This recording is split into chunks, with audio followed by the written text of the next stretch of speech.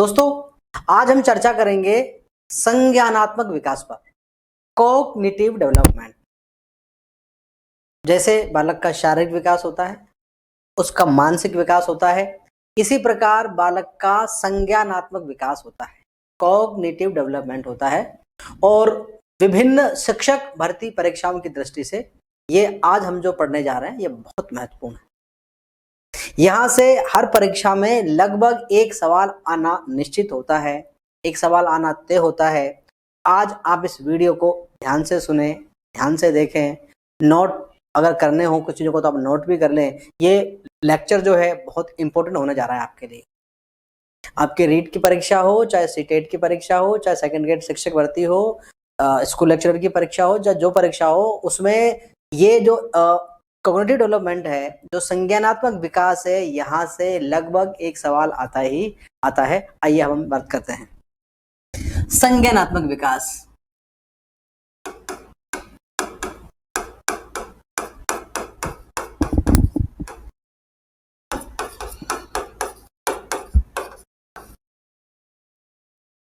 Cognitive development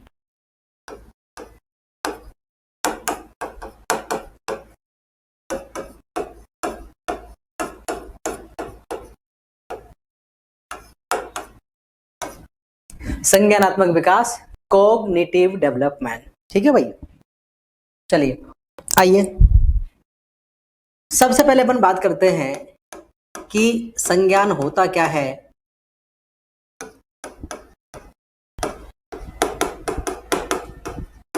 cognition होता क्या है, हम संज्ञान किसे कहते हैं या हम संज्ञान किसे कहेंगे। व्हाट इज कॉग्निशन, क्या है संज्ञान। तो दोस्तों, संज्ञान सन प्लस ज्ञान है ना, यहां पर जैसे बात करते हैं सन प्लस ज्ञान। ठीक है, तो यहां दोस्तों यदि हम चर्चा करते हैं तो संज्ञान का मतलब क्या है कि हमारे मस्तिष्क का विकास किस प्रकार से होता है। ये जो हमारा मस्तिष्क है, ये जो हमारा माइंड है, ये किस प्रकार से डेवलप होता है, यहाँ की जो कैपेसिटीज होती हैं, यहाँ की जो एबिलिटीज होती हैं, वो किस प्रकार से हमारे पास में आती हैं, किन किन चीजों को मिला करके अपन कहते हैं संज्ञान। तो अपन कहते हैं कि जितना भी ज्ञान दोस्तों हमें मिलता है ना, उसके 5 रास्ते हैं। मतलब कि हम जो ज्ञान ग्रहण करते हैं वो 5 ज्ञानेंद्रियों के द्वारा ग्रहण करते हैं। ज्ञानेंद्रियों में संवेदी तंत्रिकाएं होती हैं, उन संवेदी तंत्रिकाओं से सूचनाएं विभिन्न मार्गों से होती हुई हमारे इस मस्तिष्क में पहुंचती हैं, यहां फिर संज्ञान बनता है। तो संवेदी सूचनाओं को ग्रहण करना,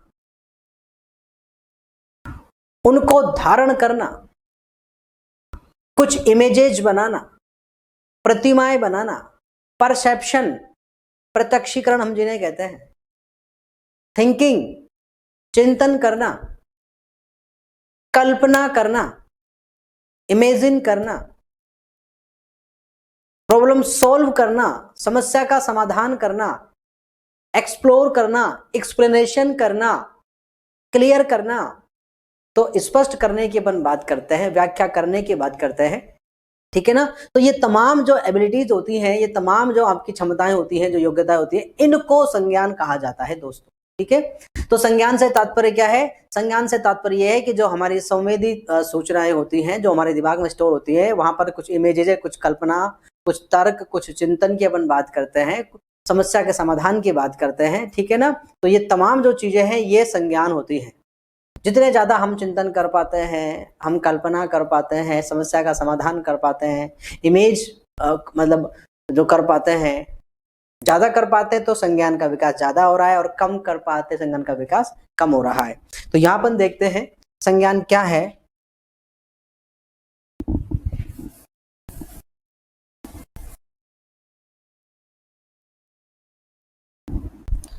संज्ञान क्या है, तो देखिए संज्ञान से तात्पर्य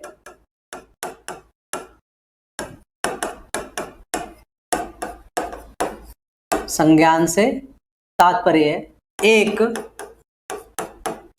ऐसी प्रक्रिया से है, संज्ञान से तात्पर्य एक ऐसी प्रक्रिया से है जिसमें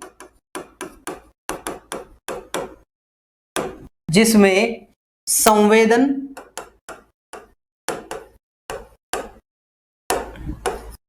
प्रत्यक्षीकरण कर ले इसको अपन, प्रत्यक्षीकरण, प्रत्यक्षण, प्रतिमा,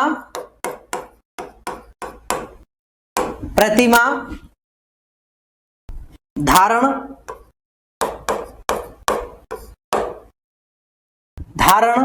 प्रत्यास्मरण, प्रत्याभिज्ञान, प्रत्यास्मरण, प्रत्याभिज्ञान, चिंतन,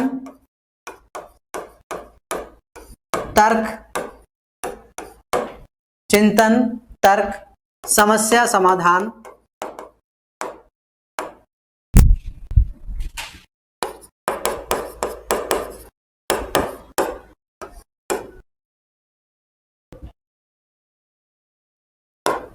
समझ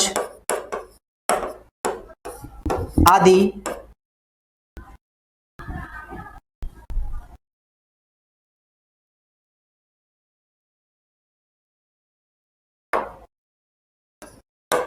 स्मरण,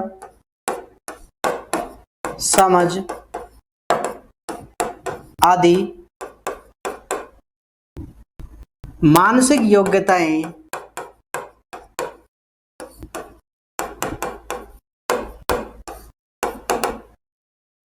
सम्मिलित होती हैं।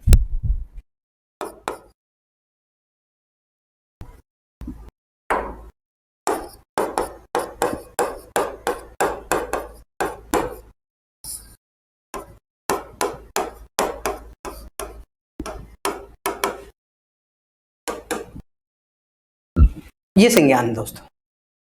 संज्ञान जैसे मैंने आपको बताया कि उसमें परसेप्शन होता है, सेंसोरीज का भी काम होता है, इमेज होती है, कल्पना होती है ना, इन सब का जो कंप्लीट जो इंटीग्रेटेड जो उसका कंसेप्ट है वो ये है। यहाँ अपन देखते हैं तो संज्ञान है क्या, कॉग्निशन क्या है। तो संज्ञान से तात्पर्य, संज्ञान का मीनिंग है, संज्ञान एक प्रोसेस है, एक प्रक्रिया है जिसमें क्या क्या होता है, जिसमें सेंसोरीज होती हैं, अपनी जो सेंसोरीज होती है, जो हमारी ज्ञानेंद्रिय होती हैं, उसमें संवेदी तंत्रिकाएं हैं जिनसे हमें संवेदनाएं मिलती हैं ना, जिसकी अपन बात करते हैं। उसमें परसेप्शन होता है, प्रत्यक्षीकरण होता है, अवबोधात्मक की बात रखते हैं, वहां इमेज होती है, कुछ प्रतिमाएं हैं जो हम अपने मस्तिष्क में बनाते हैं, कुछ कंसेप्ट बनाते हैं हम उनसे निकाल करके। रिटेंशन होता है, उनको फिर अपन धारण करते हैं, रिटेन करते हैं उनको अपन, ठीक है। उसमें रिकॉल होता है, प्रत्यास्मरण की जो अपन बात करते हैं, जो चीज हमारे स्टोरेज में होती है उसको अपन क्या करते हैं, रिकॉल करते हैं। प्रत्याभिज्ञान करना, रिकॉग्नाइज करना, है ना, उनको अपन आइडेंटिफाई करते हैं, पहचानते हैं, अलग करते हैं। थिंकिंग की बात करते हैं, है ना, थिंकिंग होती है।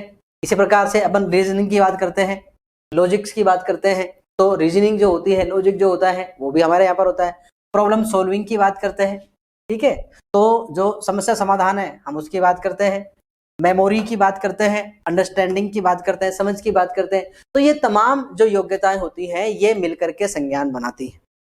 समझ का विकास होना, समस्या के समाधान की योग्यता का विकास होना, तर्क क्षमता का बढ़ना, चिंतन का बढ़ना, कल्पना का बढ़ना, ठीक है ना, ये तमाम जो चीजें हैं, ठीक है, ये सब इसके अंतर्गत आती है, कल्पना भी आती है,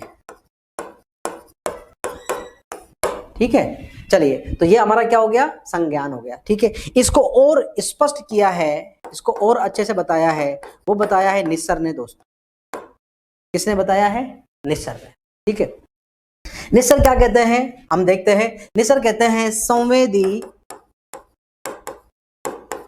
संवेदी सूचनाओं को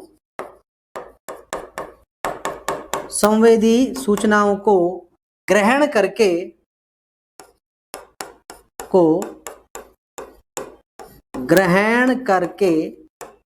संवेदी सूचनाओं को ग्रहण करके उनका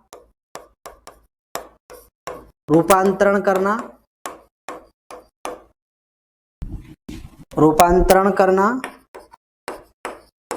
संवेदी सूचनाओं को ग्रहण करके उनका रूपांतरण करना, विस्तारण करना,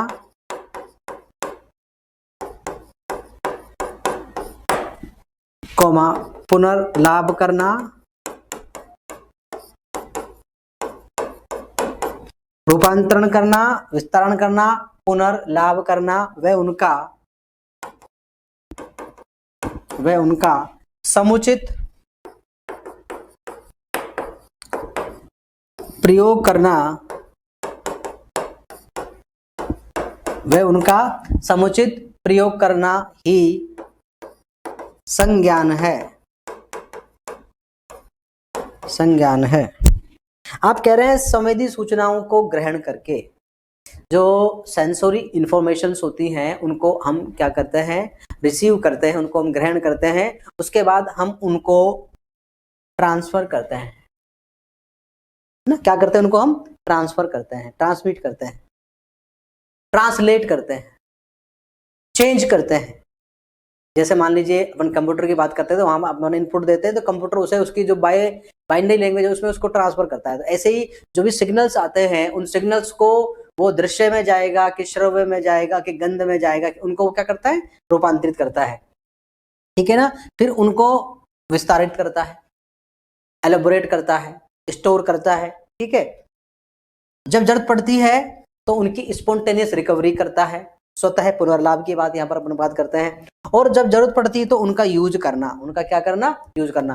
मोटे मोटे अपन बात करें जैसे कंप्यूटर होता है, कंप्यूटर में हम इनपुट देते हैं तो उसको प्रोसेसिंग होती है, कुछ भाग हमें स्क्रीन पर आउटपुट के रूप में दिखता है और कुछ भाग जो होता है हम उसकी हार्ड कॉपी ले लेते हैं, कुछ सॉफ्ट कॉपी होती है, कुछ को स्टोरेज कर लेते हैं। उस स्टोरेज में से जब हमें जरूरत पड़ती है तो हम उसको यूज करते हैं। तो ये वो वाली स्थिति। तो सूचनाओं को लाना, उसमें इनपुट हो जाता है, उसके बाद में वो अपने अपने तरह से वो जो उसको आप एक्सेल में, एमएस वर्ड में जो अपन कर रहे हैं वो ऐसे हो जाता है। वहाँ पर कोई पिक्चर स्टाइल में होती है, डायग्राम स्टाइल में होती है, कुछ इंग्लिश में है, कुछ हिंदी में, तो रूपांतरित हो जाती है। उनको अपन ठीक प्रकार से विस्तारित कर लेते हैं। फिर वो जरूरत पड़ती है तो स्पॉन्टेनियस रिकवरी भी हो जाती है उनकी और उनका समुचित प्रयोग भी हो जाता है। ये निसर ने कहा है किसके लिए, संज्ञान के लिए। तो दोस्तों हम समझते हैं कि संज्ञान अब आपको स्पष्ट हुआ होगा। तो मैं अगर मोटी मोटी बात करूं तो संज्ञान बौद्धिक क्षमताओं से संबंधित है। जो जो बुद्धि में योग्यताएं होती हैं उन योग्यताओं को मिलाकर के ही हम कॉग्निशन कहते हैं, उनको मिलाकर के ही हम संज्ञान कहते हैं। क्योंकि संज्ञान में ज्ञान की बात होती है, किसकी बात होती है, नॉलेज की बात होती है, कॉग्निशन की बात होती है। ठीक है। तो ये इसका एक सामान्य मीनिंग था। अब बात करते हैं दोस्तों कि कॉग्निशन पर अच्छा जो काम किया है, बेहतर जो काम किया है वो खास तौर से जीन प्याजे ने किया। और जीन प्याजे के बाद जो काम किया है वो किया है वाइगोत्स्की ने। तो वाइगोत्स्की और जीन प्याजे का एक बड़ा योगदान है संज्ञानात्मक विकास में। ठीक है। तो अब हम पहले बात करते हैं जीन प्याजे की। दोस्तों आइए,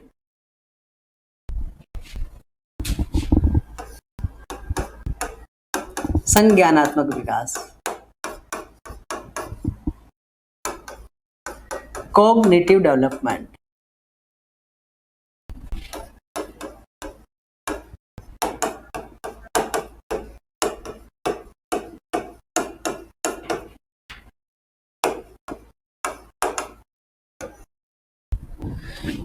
जीन प्याजे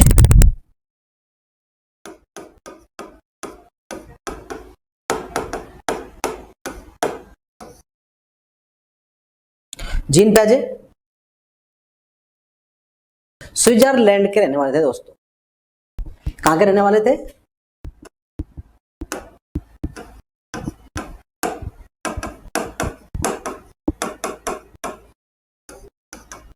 स्विट्जरलैंड के रहने वाले थे और मूल रूप से जीव विज्ञानी थे।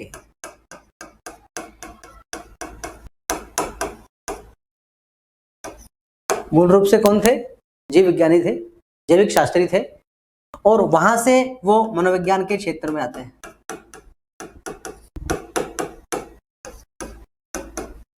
किसमें आते हैं, मनोविज्ञान के क्षेत्र में। इसलिए अपने सिद्धांत की व्याख्या आप जीव विज्ञान के माध्यम से करते हैं दोस्तों। किसके द्वारा करते हैं, जीव विज्ञान के माध्यम से करते हैं। मीमांसाओं पर आपने बहुत काम किया है और आपने वहां पर खोलने की बात की, आपने धर्म को पढ़ा है, शास्त्रों को आपने पढ़ा है और उसको फिर विज्ञान से आपने कांटेक्ट करके, उनको सहसंबंधित करके उसमें से आपने चीजों को निकालने की कोशिश की है। ठीक है, तो इस प्रकार से जो जीन पियाजे हैं, जीन पियाजे ने बहुत महत्वपूर्ण काम किया है और जीन पियाजे ने संज्ञानात्मक विकास की 4 अवस्थाएं बताई।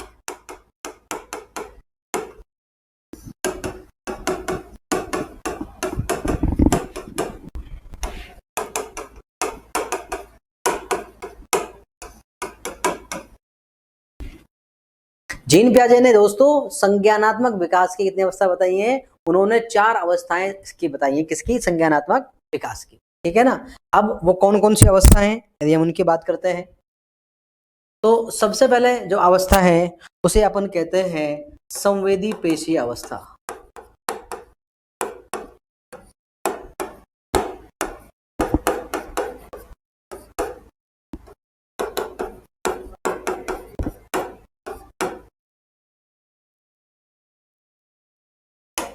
वो कौन सी अवस्था है? संवेदी पेशीय अवस्था। ये अवस्था 0 से 2 वर्ष तक मानी जाती है। कहां से कहां तक? संवेदी पेशीय अवस्था ये 0 से 2 वर्ष तक मानी जाती है दोस्तों। 0 से 2 वर्ष की जो आयु काल है उसे संवेदी पेशीय अवस्था, सेंसरी मोटर स्टेज के नाम से जाना जाता है। इसे इंद्रिय जनित अवस्था भी कहते हैं।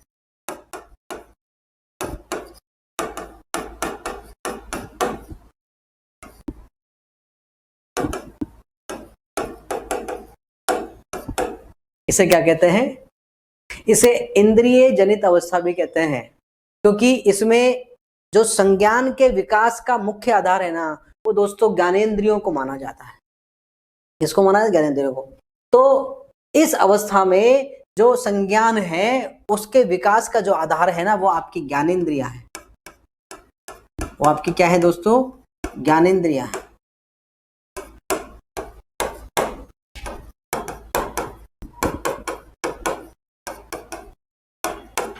यहां पर जो संज्ञान विकास हो रहा है ना, किस पर आधारित है? वो आपकी ज्ञानेंद्रियों पर आधारित है। तो आधारित है ज्ञानेंद्रियों पर आधारित है। यहां पर जो बालक सीखता है ना, वो ज्ञानेंद्रिय, अभी उसकी कोई लैंग्वेज नहीं है, अभी उसकी भाषा नहीं है, उसे केवल और केवल रोना आता है। भूख लगती है तो रोना है, प्यास लगती है तो रोना है, इनपुट लेना है तो रोना है, आउटपुट देना है तो रोना है। रुदन उसकी लैंग्वेज है। अभी केवल सांकेतिक भाषा उसके पास में है, शब्द अभी नहीं उससे बोले जाते हैं। इसीलिए यहाँ पर चीजों को समझने के लिए, प्रतिमा बनाने के लिए, परसेप्शन करने के लिए, संज्ञान का विकास करने के लिए 2 चीजें खासतौर से काम करती हैं।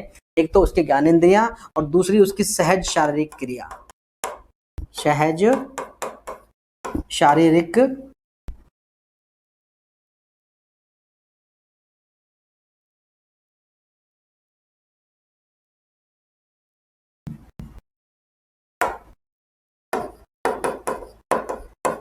सहज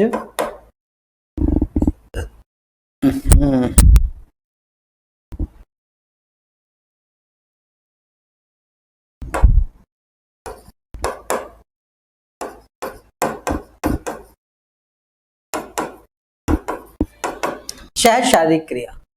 2 चीजें खासतौर से हैं। तो इस अवस्था में जिसे अपन संवेदी पेशीय अवस्था कह रहे हैं या इंद्रिय जनित अवस्था कह रहे हैं, सेंसरी मोटर जो स्टेज होती है, इसमें बालक के संज्ञान का विकास का मुख्य जो माध्यम होता है, मुख्य जो बेस होता है ना, वो एक तो उसकी सेंसोरीज होती है और एक उसकी रिफ्लेक्टिव जो फिजिकल एक्टिविटीज होती है ना, वो होती है। बच्चा हाथ पैर मारता है, चीजों को यहाँ वहां इधर उधर करता है, फिर उसका हाथ कभी मुंह में चला जाता है तो वो चूसना शुरू कर देता है। तो चूसना जो है ना, यहाँ पर सबसे सहज और सामान्य क्रिया मानी जाती है। तो इस अवस्था में बालक का विकास जो होता है वो किनके द्वारा होता है? ज्ञानेंद्रियों के द्वारा होता है और सहज शारीरिक क्रियाओं के माध्यम से होता है। अब यहाँ बालक को जो अनुभव होते हैं, बालक जो सीखता है वो सीखता है छूकर, है ना, छूकर मतलब स्पर्श करके। कैसे सीखता है वो?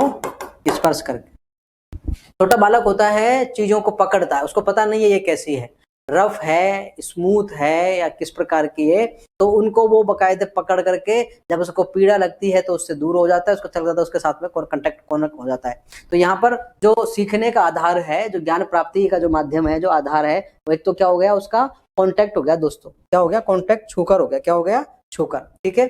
इसी प्रकार अपन बात करते हैं, एक होता है चख कर,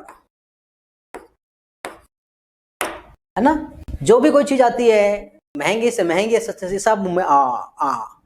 मोबाइल दे दीजिए, मुंह में पैसे दे दीजिए, क्योंकि बालक हर चीज को खाने की समझता है और सब चीज को मुंह में लेकर जाता है। इसलिए आप देखते हैं कई बार बच्चे के गले वगैरह में पैसे वगैरह फंस जाते हैं, अपन उनको देते नहीं है।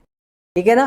तो छोटे जो बालक होते हैं वो हर चीज को खाने की समझते हैं और वो अपने मुंह में लेकर के चले जाते हैं, क्योंकि जब आप बालक के मुंह में कोई चीज आएगी तो वो कैसी है, उसका स्वाद कैसा है, वो स्वाद संवेदी तंत्रियों के माध्यम से उसके मस्तिष्क में बैठता है कि खट्टा क्या है, मीठा क्या है, नमकीन क्या है, तीखा क्या है, तेज क्या है ना। इस प्रकार से अपन जो बात करते हैं यहाँ। इसी प्रकार गंध होती है। क्या होती है? गंध। गंध को क्या करता है बालक? सूंघ कर। ठीक है ना, सूंघ कर। एक कोई गंध है, कोई फ्रेग्रेंस है, कोई खुशबू है, जो आपकी नाक में जो तंत्रिकाएं हैं, नाक में जो संवेदनाएं हैं, उनके माध्यम से मस्तिष्क तक पहुंचती है, तो वो आपको कैसी इरिटेट कर रही है, आपको अपील कर रही है, आपको प्लेजर दे रही है, आपको आनंद दे रही है, आपको अच्छा लग रहा है, तो आप वैसा रिएक्ट करेंगे। अगर आपका दम घुट रहा है, आपको परेशानी हो रही है, तो आप वैसा रिएक्ट करेंगे। ठीक है। तो कहने का मतलब यह है कि जो आपकी गंध है वो हमको पहुंच रही है, हम उसे सूंघ कर, नाक के द्वारा। किसके द्वारा? नाक के द्वारा। तो कैसी गंध है, गंधों को पहचानना, स्मेल है या खुशबू है ना, बदबू खुशबू में अंतर करने की जो स्थिति होती है, और ये कौन सी चीज हो सकती है, लहसुन है या ये प्याज है या जो चीजें हैं, ये हम इसके माध्यम से चीजों को सीख पाते हैं। इसी प्रकार होता है, एक होता है देख कर, आंख के द्वारा। किसके द्वारा? ठीक है ना। हम चीजों को आंखों से देखते हैं और उसके बाद में अपन चीजों को सीखते हैं, क्योंकि आंख भी हमारी एक इंद्रिय है, हमारी एक ज्ञान इंद्रिय है। हम यहाँ से भी ज्ञान को क्या करते हैं दोस्तों? प्राप्त करते हैं। तो हम छूकर सीखते हैं, हम चक्कर सीखते हैं, हम गंध लेकर के सीखते हैं, हम देख करके सीखते हैं। ठीक है ना। इसी प्रकार से हम चीजों को सुनकर सीखते हैं। हमारे कान जो होते हैं ना दोस्तों, वो कान जो है वो विभिन्न प्रकार की ध्वनियां, तेज कौन सी है, तीखी कौन सी है, पैनी कौन सी है, इन तमाम जो ध्वनियों को हमारे कानों में जो तंत्रिका होती है उनसे पहुंचती है कि कौन सी मधुर ध्वनि है और कौन सी थोड़ी सी कर्षण है, कौन सी हमें परेशान करती है। तो ये इस अवस्था में बालक चीजों को छू करके, चख करके, ध्वनियों को सुन करके, कुछ खिलौनों को देख करके, गंध को, इस प्रकार से वो क्या करता है, वो चीजों को अपने मस्तिष्क में लेकर के जाता है और फिर इनके बारे में उसकी क्या बन जाती है दोस्तों? समझ बन जाती है। ठीक है ना। अब यहां पर एक चीज अपन बात करते हैं कि जब बालक लगभग 1.5 साल का हो रहा होता है, तो एक जिसे अपन बोलते हैं वस्तु स्थायित्व। वस्तु स्थायित्व,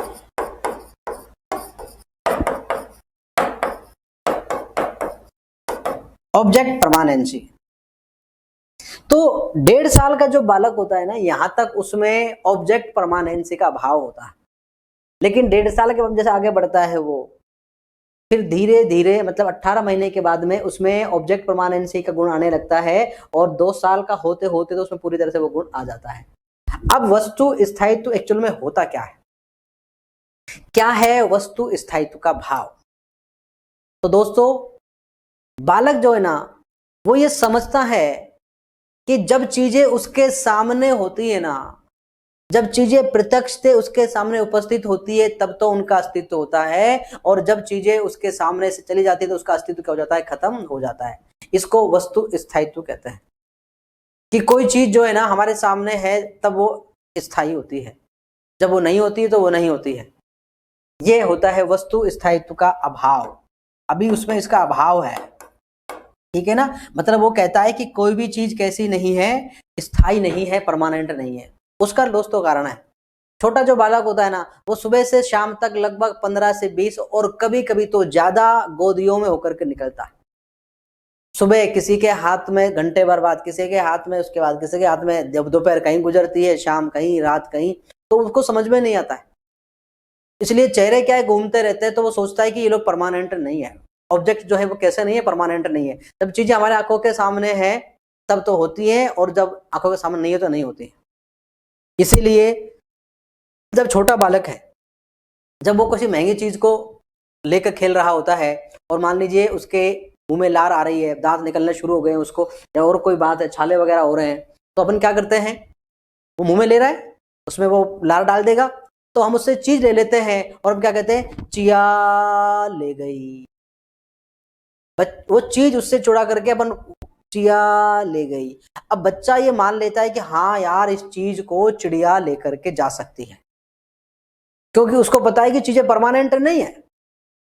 इसीलिए आप उस बालक को वहां पर संतुष्ट कर सकते हैं, वो आपकी बात को मान भी लेगा, क्योंकि उसमें वस्तु स्थायित्व का भाव अभी नहीं है, अभाव है।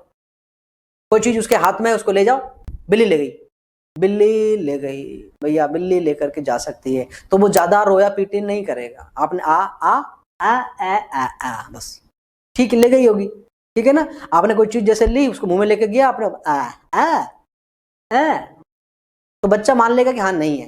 लेकिन जैसे जैसे वो आगे बढ़ता है और जब वो 2 साल का हो जाता है ना, अब आप उसे बेवकूफ नहीं बना सकते हैं, अब उसमें वस्तु स्थायित्व का भाव आ जाता है। क्या आ जाता है, वस्तु स्थायित्व का भाव। अब वो सोचता है कि चीजें हमारे सामने हो और चाहे हमारे सामने नहीं हो, वो तो स्थायी होती है। जब चीजें हमारे सामने से चली जाती है ना, तभी भी वो होती हैं। इसलिए जब बालक 2, 2.5, 3, 4 साल का हो जाता है, आप कहते हैं कि भाई मैंने इसको चिड़िया ले गई, तो नहीं, दिखाओ आपके हाथों में, यहाँ वहां, मतलब चारों तरफ देखेगा, तब जाकर के बालक संतुष्ट होता है। यह है वस्तु स्थायित्व का अभाव और वस्तु स्थायित्व का भाव। अभाव का मतलब यह है कि आप ये मानते हैं कि जब वस्तु हमारे सामने नहीं होती है तो फिर वो नहीं होती है, हमारे सामने होती है तभी वो परमानेंट है, और जब जैसे हट जाती है तो फिर वो खत्म हो जाती है। ऐसा नहीं होता है। इसलिए चिड़िया ले गई, ये जो चीज है। लेकिन जो जो बालक आगे बढ़ता है, उसकी बुद्धि का विकास होता है, संज्ञान का विकास होता है, तो वो समझता है कि जो चीजें एक बार हमारे सामने आ जाती है ना, परमानेंट होती है, लेकिन अगर वो हट भी जाएगी ना, तब भी उसका अस्तित्व रहता है, यहाँ नहीं तो कहीं दूसरी जगह रहता है। इसीलिए इसको कहते हैं वस्तु स्थायित्व का भाव। क्लियर हो गया दोस्तों?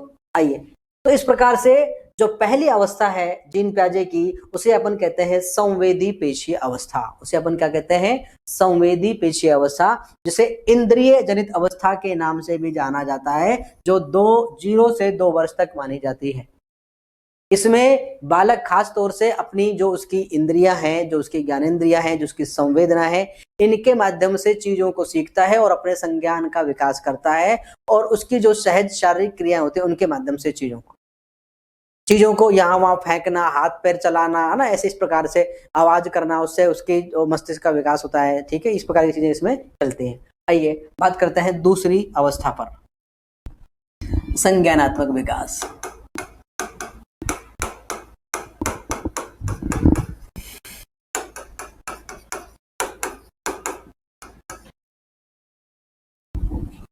जीन प्याजे।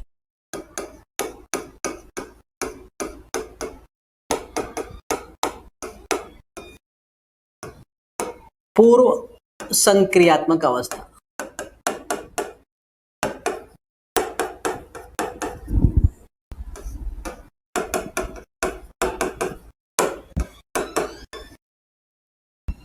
पूर्व संक्रियात्मक अवस्था, pre operational stage, pre operational stage, पूर्व संक्रियात्मक अवस्था। यह अवस्था दोस्तों 2 से 7 वर्ष तक मानी जाती है।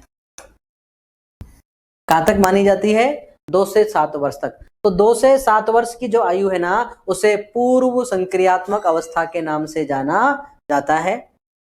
इस अवस्था में बालक क्या है, पहले से जो बने हुए कंसेप्ट होते हैं, जो संप्रत्य होते हैं, जो अवधारणाएं हैं, जो मान्यता है, उनको बालक ऐसे के ऐसे स्वीकार करना प्रारंभ कर देता है, जिससे उसके मस्तिष्क का कुछ विकास हो रहा होता है, उसके संज्ञान का कुछ विकास हो रहा होता है। इसीलिए हम इसे पूर्व संक्रियात्मक अवस्था कहते हैं कि ऐसे कुछ ऑपरेशंस हैं जो पहले से ही बने हुए हैं, उन्हें बालक इमिटेट करता है, फॉलो करता है, अनुकरण करता है, अनुसरण करता है और उसके माध्यम से अपने संज्ञान का विकास करता है। ठीक है, तो इस अवस्था में बालक का जो सीखना है ना, वो उसका सीखना है अनुकरण द्वारा।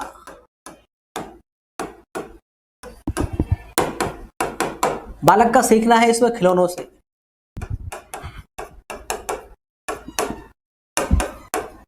सीखना है संपर्क से।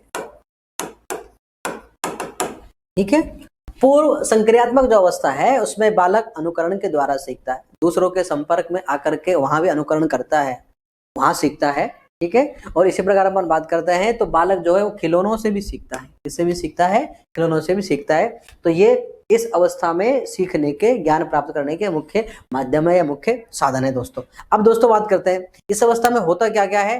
तो इस अवस्था में जो छोटा बालक होता है ना, आप देखेंगे घर पर ही हम उसे अक्षर लिखाना सिखा जाते हैं, तो इसमें वो कुछ छोटे मोटे अक्षर लिखना क्या करता है, सीख रहा होता है। गिनती गिनना आ जाता है उसे, गिनती लिखना आता जाता है, गिनती लिखना और गिनती गिनना पूरी नहीं आती है, लेकिन वो यहाँ पर काम करना शुरू कर देता है इस अवस्था में। ठीक है, इस अवस्था में वो रंगों को पहचानना शुरू कर देता है, रंगों को पहचानना प्रारंभ कर देता है। ठीक है, कौन सा क्या रंग है इनको क्या करता है, पहचानना शुरू कर देता है। वस्तुओं को क्रम में जमाना, वस्तुओं को क्रम में जमाना, ये प्रारंभ कर देता है इस अवस्था में। ठीक है, इसी प्रकार से अपन बात करते हैं तो अपना नाम बताना शुरू कर देता है। अब पूछेंगे उससे नाम बताना, क्या करता है वो, अपना नाम बताना शुरू कर देता है। ठीक है, उसे हल्के भारी का ज्ञान हो जाता है, क्या चीज हल्की है और क्या चीज भारी है, हल्के भारी का ज्ञान। उतार चढ़ाव का ज्ञान हो जाता है कि चढ़ाई क्या होती है और ढलान क्या होता है, ये उसको ज्ञान आ जाता है। तो इस प्रकार से हम देख रहे हैं कि कुछ ऐसे कंसेप्ट हैं जो पहले से बने हुए हैं, उनको यहाँ बालक क्या है कि वो सीख रहा है, किसके माध्यम से, अनुकरण के माध्यम से। ठीक है दोस्तों, अब जैसे मैंने आपको कहा कि जब बालक 2 साल का हो जाता है तो फिर उसमें भाव आ जाता है अस्तित्व का, तो हम कह सकते हैं कि यहाँ पर बालक का जो चिंतन है ना वो प्रारंभ हो जाता है। क्या शुरू हो जाता है, बालक का चिंतन। ठीक है ना, लेकिन उसके चिंतन में अभी तर्क का अभाव है। किसका अभाव है, अभी वो अपनी बात के लिए कोई ठीक से तर्क नहीं कर सकता है, कोई लॉजिक नहीं रख सकता है, इसीलिए हम इसे अतार्किक चिंतन की अवस्था कहते हैं दोस्तों। इसे अपन क्या कहते हैं, अतार्किक चिंतन की अवस्था।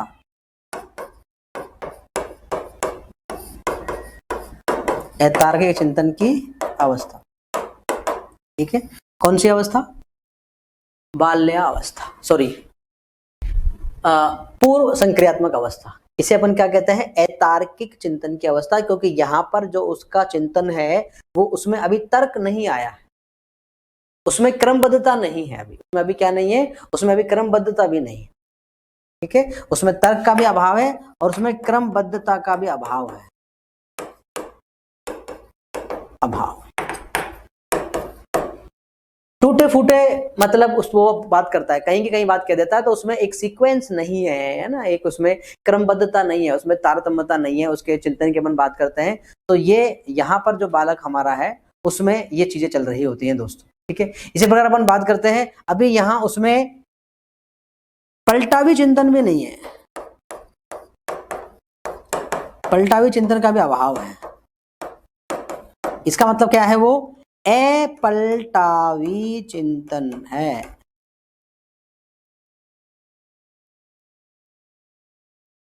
कैसा है दोस्तों,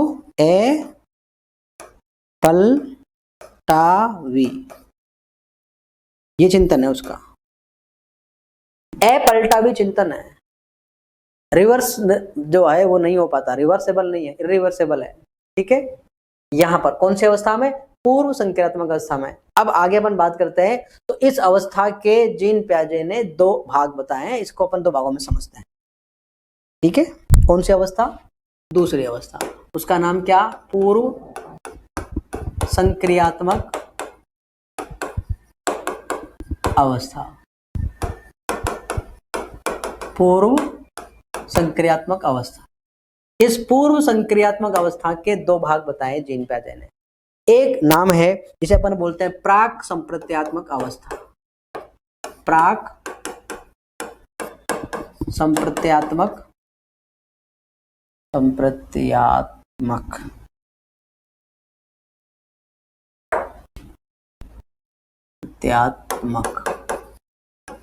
अवस्था।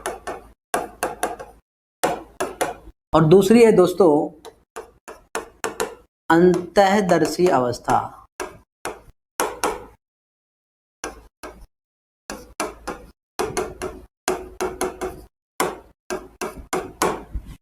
दो अवस्थाएं बताइए, एक है प्राक संप्रत्यात्मक अवस्था और दूसरी है अंतर्दर्शी अवस्था। ये जो अवस्था है ना दोस्तों, इसको टाइम दिया है उसने 2 से 4 वर्ष। कितना दिया है? 2 से 4 वर्ष। और इसे टाइम दिया है 4 से 7 वर्ष। इसे क्या दिया है? 4 से 7 वर्ष। ठीक है, तो पहली जो अवस्था की अपन बात करते हैं तो यह है प्राक संप्रत्यात्मक अवस्था, प्री कंसेप्चुअल स्टेज। तो 2 से 7 वर्ष की जो 2 से 4 वर्ष की जो आयु है, इसे अपन संप्रत्य निर्माण की अवस्था भी कहते हैं दोस्तों। इसे अपन क्या कहते हैं? ये संप्रत्य निर्माण की अवस्था।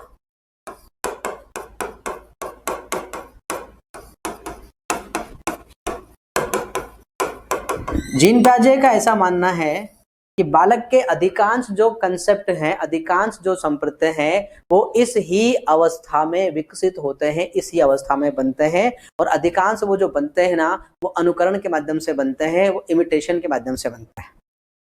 बालक लोगों के संपर्क में आता है, लोग बातों को बताते जाते हैं और बालक उनको चीजों को सीख रहा जाता है। ठीक है, तो इसको अपन क्या कहते हैं? प्राक संप्रत्यात्मक, प्री कंसेप्चुअल, पहले से जो कंसेप्ट बने हुए हैं उनको। जैसे यहाँ पर मोटी मोटी बात करें, आपके सामने अगर बात करें तो आप बताइए पानी का रंग कैसा है? अब पानी का कोई रंग नहीं है। दूध का रंग कैसा है? सफेद। जब से आपने होश संभाला, जब से आपको समझ आई, आप दूध के रंग को सफेद ही सुनते आ रहे हैं दोस्तों, इसीलिए आप उसे सफेद मानते हैं। लेकिन आप ये कल्पना करें कि यदि जब आपने होश संभालना शुरू किया, जब आप 2 ढाई साल 3 साल के रहे थे, उस समय सब लोग अगर दूध को पीला पीला पीला कह रहे होते, तो आज अगर कोई आपको पूछ रहा होता कि भैया बताओ दूध का रंग कैसा, तो आप कैसा बताते? पीला बताते, क्योंकि वो कंसेप्ट आप में पहले से बन गया था। आज कोई लाख कह ले कि दूध का रंग पीला होता है तो आप नहीं मानेंगे, आप कहेंगे इसमें हल्दी गिरी हुई है, क्योंकि हल्दी का रंग पीला है। दूध का रंग पीला नहीं है, हल्दी का रंग पीला है। तो ये हल्दी पीली है, मेहंदी हरी है, दूध सफेद है, ये गर्म है, ये ठंडा है, ये तमाम जो कंसेप्ट है ना, वो जीन पियाजे कहते हैं कि 2 से 4 उम्र की आयु में बन जाता है। जितने ज्यादा बालक वातावरण के संपर्क में आता है और वातावरण में जो जो कंसेप्ट हैं, वो लगभग बालक, सेव को सेव कहना, अनार को अनार कहना, केले को केला कहना, नाशपाती को नाशपाती, अमरूद को अमरूद। अब कुछ ऐसे फल हैं जिनके बारे में वो नहीं जानता। ठीक है, हम जैसे बात करते हैं जामफल, है ना, जामफल। अब जामफल क्या होता है?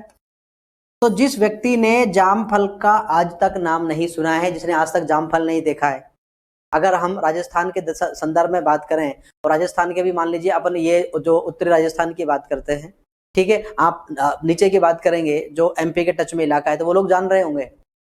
लेकिन इधर आप हरियाणा साइड के लोगों से बात करेंगे, इधर से अलवर भरतपुर के लोगों से बात करेंगे, धौलपुर के लोगों से, हो सकता है उनको नहीं पता हो। जब नहीं पता है तो पता नहीं जामफल क्या होता है। आप जानते हैं जामफल क्या होता है, लेकिन उसके बावजूद भी आप नहीं बता सकते हैं कि जामफल क्या होता है। कंसेप्ट क्लियर नहीं है, क्योंकि आप उसके संपर्क में नहीं आए। जामफल माने होता है अमरूद दोस्तों। क्या होता है? अमरूद। अब अमरूद को सब जानते हैं, अमरूद को सब जानते हैं, ठीक है। अब आपने इसको सुन लिया, आपने इसको देख लिया, आपने इसको चख लिया, तो अब कभी भी आप इस कंसेप्ट को भूलेंगे नहीं।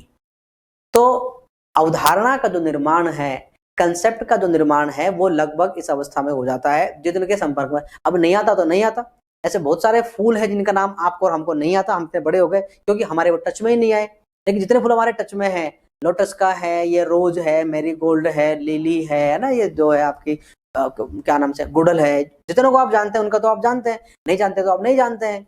तो ये कहने का मतलब ये है कि जो पहली अवस्था है, जो 2 से 4 वर्ष की अवस्था है ना दोस्तों, इसमें जो संप्रत्यय है वो बनते हैं, और संप्रत्यय बनते हैं अनुकरण के माध्यम से, है ना। तो पूर्व निर्मित संप्रत्ययों को अनुकरण के माध्यम से, संपर्क के माध्यम से बालक इसमें सीख रहा होता है। इस अवस्था में 2 विशेषताएं और देखने को मिलती हैं दोस्तों। कौन सी अवस्था में? प्राक संप्रतन अवस्था में, ठीक है।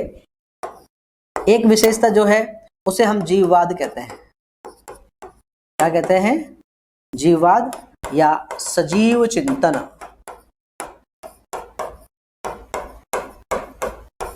एनिमिज्म।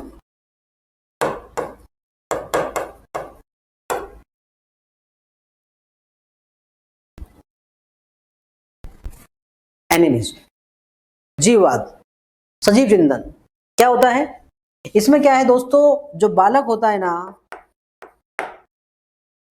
ये निर्जीव वस्तुओं को भी सजीव समझता है। छोटा जो बालक है, 2 से 4 साल की उम्र का जो बालक है, वो अंतर नहीं कर पाता है कि सजीव क्या है और निर्जीव क्या है। वो तो ये देखता है कि जैसे मुझे दर्द होता है ऐसे सबको दर्द होता है।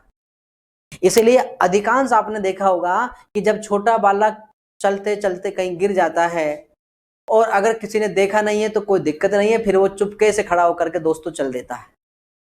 लेकिन बाय द वे, आपने उस छोटे बालक को देख लिया गिरते हुए, अब वो रोना शुरू कर देता है।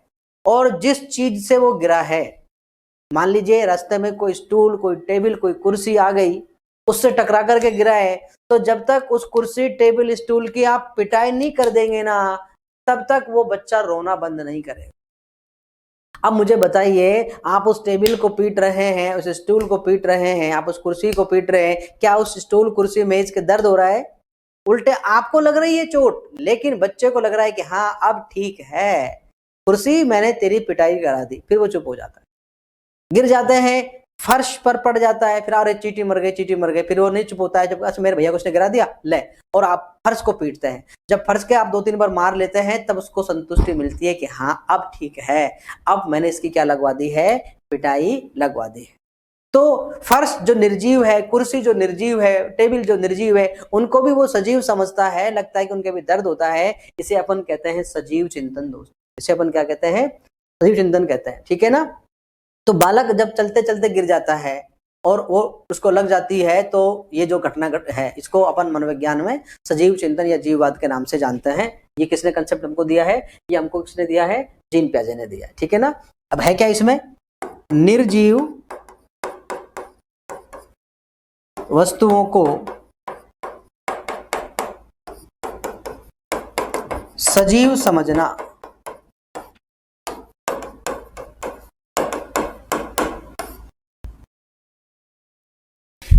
और उनके साथ सजीवों जैसा व्यवहार करना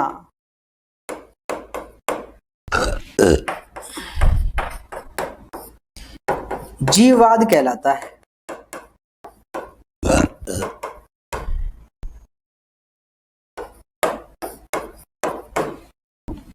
निर्जीव वस्तुओं को सजीव समझना और उनके साथ सजीवों जैसा व्यवहार करना, इसे अपन क्या कहते हैं? इसे अपन कहते हैं जीववाद। इसे दोस्तों अपन क्या कहते हैं? जीववाद कहते हैं, ठीक है। आगे इसमें एक कंसेप्ट उन्होंने और बताया है, उसकी भी अपन बात कर लेते हैं। दूसरा जो कंसेप्ट है दोस्तों, यही ले लेते हैं उसको अपन, वो है अहम केंद्रितता।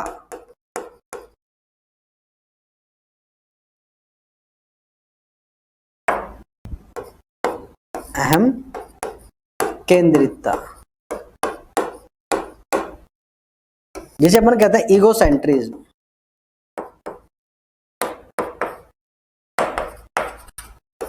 अहम केंद्रितता। 2 से 4 वर्ष की आयु जिसे प्राक संप्रत्यात्मक अवस्था कहा जाता है, उसमें अहम केंद्रितता का भी गुण देखने को मिलता है, जैसे जीववाद का देखने को मिलता है। अहम केंद्रितता में क्या होता है, इसमें बालक खुद को दुनिया का सबसे इंपॉर्टेंट, सबसे महत्वपूर्ण व्यक्ति समझता है। वो दूसरों की ज्यादा परवाह नहीं करता है, वो सेल्फ सेंटर्ड होता है, ईगो सेंटर्ड होता है, सेल्फ आत्म केंद्रित होता है दोस्तों। क्या होता है, इसमें हम आत्म केंद्रित भी कह सकते हैं, अहम केंद्रित या आत्म केंद्रित, सेल्फ सेंटर्ड। एक कहावत आपने जो सुनी होगी बार बार, हालांकि बाद में भी होती है, वो अपना काम बनता और भाड़ में जाए जनता। तो बस अपना पेट भरना चाहिए, अपनी इच्छा पूरी होनी चाहिए, अपने को भरपेट मिलना चाहिए, दूसरे को मिले और चाहे नहीं मिले। यह है सेल्फ सेंटर्डनेस, ईगो सेंटर्डनेस। वो ये देखता है कि पूरी दुनिया उसके लिए बनी है, वो पूरी दुनिया की जो धुरी है, पूरी दुनिया उसके आसपास घूमती है। जब चल रहा होता है शाम को बालक, आप देखते हैं तो उसको लगता है कि ये चांद मेरे साथ साथ चल रहा है, कि मैं जहां जहां जा रहा हूं चांद देखो मेरे पीछे पीछे आ रहा है। जब पानी में देखते तो पानी में चलता नजर आता है उसको, जब देख रहा है परछाई तो परछाई उसकी चल रही होती है। तो उसके अंदर ये भाव आता है कि यार मैं कितना इंपॉर्टेंट आदमी हूं, मैं कितना महत्वपूर्ण आदमी हूं कि सब मेरे पीछे पीछे, चांद मेरे पीछे है, तारे मेरे पीछे हैं, ये तमाम चीजें मेरे पीछे चल रही हैं। ये जो इल्म उसे होता है उसे हम कहते हैं ईगो सेंट्रिज्म या सेल्फ सेंटर्डनेस। इस अवस्था में बालक को आप कोई वस्तु दिला दीजिए, आप उसे अपनी गोद में बैठा करके दुकान पे लेकर के जाते हैं, आप अपने पैसे खर्च करते हैं क्योंकि उस बच्चे से आप प्यार करते हैं, और आप जो भी पॉपकॉर्न्स है या कोई आपकी खाने की कोई चीज होती है, कुरकुरे वगैरह आप उसे दिला रहे होते हैं। अब जब एक पीस आप उसमें लेकर के देखिए, एक पीस यदि आपने उसमें से ले लिया ना तो बच्चा ऐसा लोट पलोट हो जाएगा, फेंक देगा, रोना पीटना शुरू कर देगा। इसीलिए कहा है कि बच्चे ना नैतिक होते हैं, ना अनैतिक होते हैं, ना सामाजिक होते हैं, ना असामाजिक होते हैं, बस वो आत्म केंद्रित होते हैं। ये चीज है वो मेरी है, मेरे लिए है, बस मैं ही, शेयर नहीं, कोई शेयर नहीं होता है उसमें। उसमें अभी यहाँ सामाजिकता जैसी कोई बात बिल्कुल भी नहीं है। इसलिए अपन इसे कहते हैं अहम केंद्रित या आत्म केंद्रित। इसका मीनिंग क्या होता है, मैं वापस रिपीट कर देता हूं कि ये समझना कि मैं सबसे महत्वपूर्ण हूं और पूरी दुनिया मेरे आसपास घूमती है, मेरे पीछे चक्कर लगाती है, मैं किसी के पीछे चक्कर नहीं लगाता हूं। उसका कारण यह है कि हम छोटे बच्चों को सब लोग प्यार, कभी कोई हमको लेके जा रहा है, कभी कोई हमको दुकान पे हमको सब चीज दिला रहे हैं, मतलब सब हम, क्योंकि हम उनकी आंखों के तारे हैं। इसीलिए घर का कोई छोटा बालक है वो सबको अच्छा लगता है, तो कभी मौसी, कभी बुआ, कभी ताऊ, कभी दादा, कभी ये, तो उसको लगता है कि मैं तो बहुत इंपॉर्टेंट हूँ। ठीक है, इसी प्रकार की भावना उसमें आती है। उसको लगता है कि यार ये नहीं, देखो चांद मेरे पीछे पीछे आ रहा है, वो मेरे पीछे पीछे आ रहा है। तो ये जो भावना है कि चांद मेरे पीछे आ रहा है, इसे हम अहम केंद्रितता कहते हैं कि मैं जो हूं, मैं अहम, ईगो हो जाता है उसके अंदर, यार मैं तो बहुत इंपॉर्टेंट आदमी हूँ। ठीक है, तो ये दोनों जो चीजें हैं ये हमें इस दूसरी अवस्था का जो पहला भाग है उसमें देखने को दोस्तों मिलता है। आगे बात करते हैं अंतःदर्शी अवस्था। ठीक है, ये उसका अगला भाग है, इसे इंट्यूटिव स्टेज कहते हैं। ठीक है, इंट्यूटिव स्टेज में क्या होता है कि पहले से थोड़ी और परिपक्वता बालक में आती है, उसका मानसिक विकास थोड़ा सा और हो जाता है, तो अब वो पहले से ज्यादा थोड़ा सा मैच्योर हो जाता है, तो कुछ उसमें अहम केंद्रितता में कमी आने लगती है। यहाँ उसकी जो मानसिक चीजें हैं उनमें परिवर्तन आता है और वो थोड़ा सा और अधिक गिनती गिनने की तरफ, लिखने की तरफ, तुलना करने की तरफ, यहाँ पर वो क्या हो, धीरे धीरे आगे की तरफ बढ़ रहा होता है। किसमें, अंतर्दर्शी में। ठीक है, अब यहाँ पर जो उसका चिंतन है, ठीक है ना, उसमें जो है वो किसका अभाव चल रहा है अभी, उसमें अभी पलटावी का अभाव चल रहा है। ठीक है, अभी वो अपलटावी है। कैसा है, अपलटावी। लेकिन चूंकि वो आगे बढ़ रहा है, 7 वर्ष में जा रहा है, इसलिए कुछ हद तक चीजों को तुलना करने की बात, समानता असमानता निकालने की बात, जोड़ बाकी गुणा भाग करने के बाद उसके अंदर धीरे धीरे आ रही होती है। मतलब जो गणित की जो संक्रियात्मक चीजें होती है या दूसरी और परिपक्वता की जो चीजें वो धीरे धीरे उसके अंतर्गत आ रही होती हैं। इस प्रकार इस अवस्था में बालक का क्या होता है, उसका इसमें संज्ञानात्मक विकास इस अवस्था में होता है दोस्तों। ठीक है, चलिए आगे बात करते हैं। तीसरी अवस्था वो है मूर्त संक्रियात्मक अवस्था।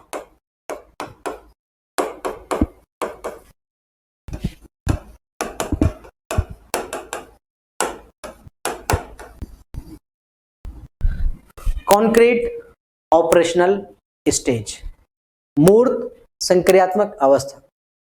जीन पियाजे की संज्ञानात्मक विकास की अवस्थाओं में इसका क्रम दोस्तों तीसरा आता है और इसका आयु काल जो है वो है 7 से 12 वर्ष का दोस्तों। वो कौन सा है, 7 से 12 वर्ष का इसका आयु टाइम है, इसका मूर्त संक्रियात्मक अवस्था का। ठीक है दोस्तों। अब जैसा अपन पढ़ के आए अभी अंतर्दर्शी, तो यहाँ अंतर्दर्शी का प्रभाव होते हुए अपन आगे बात करते हैं। तो यहाँ पर जो बालक है ना, उसके चिंतन में तार्किकता आने लगती है। क्या आने लगती है, तार्किकता।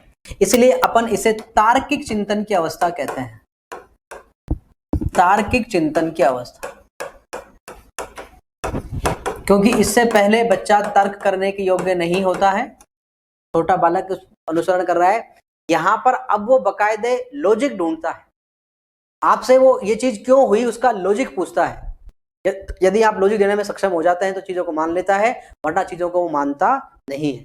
ठीक है, इसलिए इसे अपन क्या कहते हैं, अब तार्किक चिंतन की अवस्था। रात में तारे टिमटिमा क्यों रहे हैं, आप उसे बताइए। जब तक आप लॉजिक से संतुष्ट नहीं हो जाएगा वो आपकी बातों को मानने वाला। कहने का मतलब यह है कि अब आप उसे बेवकूफ नहीं बना सकते। अब आपको चीजों को बिल्कुल तर्क सहित उसे बताना पड़ेगा, उसे समझाना पड़ेगा, तब जाकर के उसकी जो जिज्ञासा है वो शांत होती है।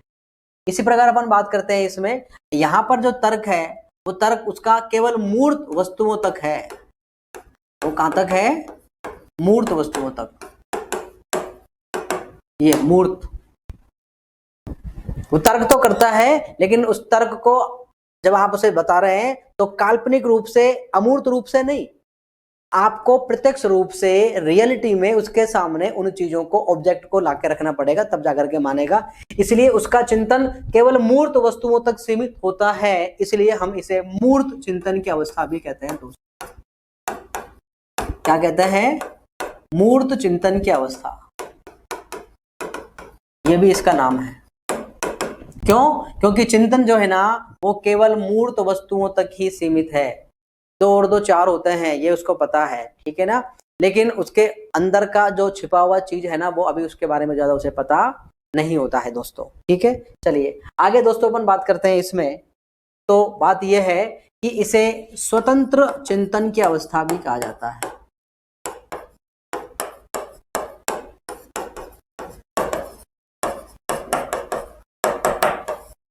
अब तक बालक की जो सोच है वो पूरी तरह से अपने घर वालों से या अपने बड़ों से प्रभावित होती है। इस अवस्था में पहली बार बालक का खुद का चिंतन शुरू होता है, उसके खुद के विचार आना प्रारंभ होते हैं। इसलिए हम इसे स्वतंत्र चिंतन की अवस्था भी कहते हैं कि बालक खुद से सबसे पहली बार चिंतन की बात जो है, मतलब जो उसके खुद के आइडियाज हैं, अब तक सोच तो रहा है, वो चिंतन तो पहले शुरू हो गया, लेकिन वो चिंतन अतार्किक था, किसी का बताया हुआ था। यहां पर चिंतन हुआ है तार्किक, तो उस खुद के तर्क है उसमें उसके, इसलिए इसको अपन कह रहे हैं कि ये स्वतंत्र। अब तक उसका उधार का चिंतन था, किसी ने बात को कह दिया, उसने बात को सुन लिया, उसने बात को मान लिया। अब यहां पर ऐसा नहीं होता है। ठीक है, इसे वैचारिक विकास की अवस्था भी कहते हैं, वैचारिक विकास की अवस्था। दोस्तों क्या कहते हैं, इसे वैचारिक विकास की अवस्था कहते हैं, क्योंकि स्वतंत्र रूप से बालक के जो विचार है ना वो इसी अवस्था के बाद विकसित होना प्रारंभ होते हैं। इससे पहले की जो 2 अवस्थाएं हैं वहां पर उसके खुद के विचार नहीं होते हैं, वो दूसरे के विचारों का वाहक होता है, उन संप्रत्तियों को वो स्वीकार कर रहा होता है अनुकरण के माध्यम से। लेकिन यहाँ पर वो खुद के अपने जो विचार होते हैं उनका क्या करता है, विकास करता है, और स्वतंत्र रूप से करता है। कैसे करता है उनको, है ना, उनमें बाकायदे लॉजिक ढूंढता है, बाकायदे तर्क की बात करता है, रीजनिंग की बात करता है, तब जाकर चीजों को मानने की स्थिति में आता है ना। तो यह है आपकी कौन सी, वैचारिक विकास की अवस्था। ये कौन सी अवस्था है दोस्तों, यह है वैचारिक विकास की अवस्था। अब धीरे धीरे क्या है, उसका जो बालक का चिंतन है ना, उस चिंतन में क्रमबद्धता आने लगती है। क्या उसमें क्या आने लगती है दोस्तों, चिंतन में क्रमबद्धता, एक के बाद एक कड़ी। पहले उसका जो चिंतन था ना वो तार्किक था, उसमें क्रमबद्धता भी नहीं थी, कड़ियां कहीं की कहीं, मतलब बस उसको तो कोई, जैसे कोई अपनी स्टोरी बता रहे हो तो कभी कहीं से कहीं कहीं पहुंच, ऐसा नहीं। अब बिल्कुल सीक्वेंस के साथ में कड़ी दर कड़ी अब आपकी कहानियां, अब आपकी बातें चल रही हैं। तो यहाँ पर उसके जो विचार हैं, उसका जो चिंतन है, उसमें दोस्तों अब क्या दिखाई देती है आपको, उसमें आपको क्रमबद्धता और उसमें आपको तार्किकता दिखाई देती है। क्या दिखाई देती है इसमें आपको, क्रमबद्धता और तार्किकता अब आपको उसमें दिखाई देती है, ठीक है ना, इस अवस्था में। तो ये, लेकिन बालक का जो चिंतन है वो केवल किन के लिए है, केवल मूर्त के लिए है दोस्तों, केवल किन के लिए है, मूर्त वस्तुओं के लिए है। अब आगे बात करते हैं अपन इस अवस्था में, जिसे अपन ने मूर्त संक्रियात्मक अवस्था कहा है। इसमें बालक तारीख बताने के योग्य हो जाता है, इसमें दिन बताने के योग्य हो जाता है, महीना बताने के योग्य हो जाता है, वर्ष का नाम बताने के योग्य हो जाता है, ठीक है। तो बालक से आप पूछते हैं तो आज क्या तारीख है, बता देगा। आज कौन सा दिन है, सोमवार है कि मंगलवार है कि बुधवार है, बता देगा। कौन सा महीना चल रहा है, मई जून जुलाई अप्रैल, बता देगा। अपन बता देते हैं जनवरी फरवरी मार्च अप्रैल मई जून, ये इस अवस्था में ही होता है कि ये जो है ये ऊपर उठा हुआ जो है ना, ये आपका, इसको अपन जनवरी कहते हैं खड्डे वाले को, ये 31 का या 30 का, 31 का 30 का, मूर्त रूप से हम कुछ प्रकार समझा रहे होते हैं बालक को, ठीक है। तो कौन सा साल चल रहा है, ये साल भी आपको बताने की स्थिति में आ जाता है। इसी प्रकार इस अवस्था में बालक घड़ी में समय देखने के योग्य हो जाता है। क्या हो जाता है, घड़ी में समय देखने के योग्य।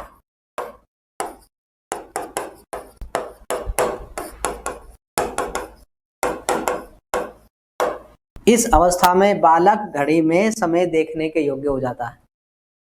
घड़ी में समय देखता है बालक, घंटे की सुई कौन सी है, मिनट की सुई कौन सी है और सेकंड की सुई कौन सी है, और उनको समझ करके बालक जो है बकायदे, अच्छा ये वाली सुई ये इसकी है, ये मतलब ये पूरी जो चीजें हैं बिल्कुल तर्क के साथ में उनको वो स्वीकार करता है। और हाँ भाई ये इतनी बार चलेगी, ये इतनी बार चलेगी, ये पूरा साइकिल। तो बालक धीरे धीरे क्या टाइम हुआ है, कितना बजकर के कितना मिनट हुआ है, ऐसा बताने की स्थिति में भी इस अवस्था में बालक आ जाता है, ठीक है। उसके साथ साथ में जो अंतरदर्शी अवस्था के गुण थे यहाँ और विकसित हो जाते हैं, और बालक यहाँ पर तुलना करना सीख जाता है। क्या सीख जाता है, तुलना करना, दो चीजों में तुलना करना, अंतर करना सीख जाता है दोस्तों। क्या सीख जाता है, अंतर करना, ठीक है। वर्गीकरण करना सीख जाता है, क्लासिफाई करना, वर्गीकरण करना। तो तुलना करना, अंतर करना, वर्गीकरण करना, विभेद करना, ठीक है, इन तमाम चीजों को बालक यहाँ पर करना सीख जाता है, यहाँ पर बालक को कर रहा होता है, ठीक है। तो ये है आपकी कौन सी, मूर्त संक्रियात्मक अवस्था, जिन पर अक्सर एग्जाम्स में सवाल बनते हैं दोस्तों।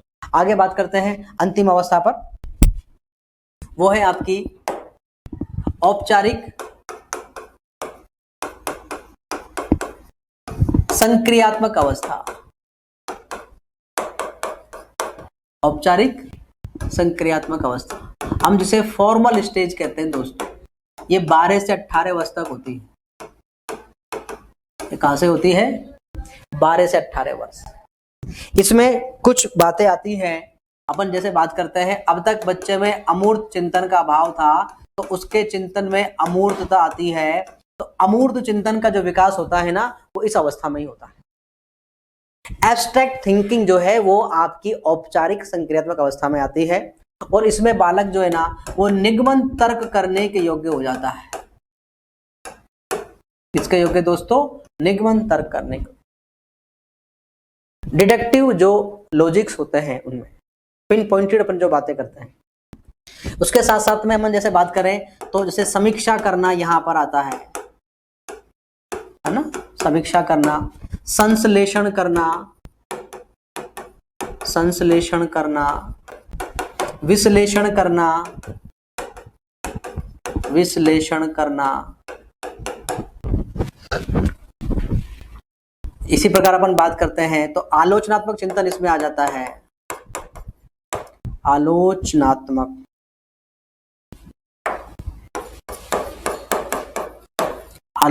चिंतन, सृजनात्मक चिंतन,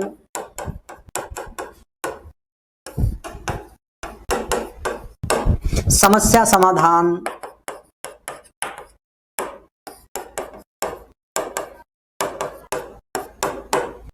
ऐसे बहुत सारी जो चीजें हैं इस अवस्था में ही डेवलप होती हैं। तो इस प्रकार से इन 4 अवस्थाओं से होते हुए जीन पियाजे ने बालक के संज्ञानात्मक विकास को समझाने का प्रयास किया है। ठीक है दोस्तों, आज की वीडियो में इतना ही। जल्द मिलते हैं नई वीडियो में, तब तक के लिए नमस्कार।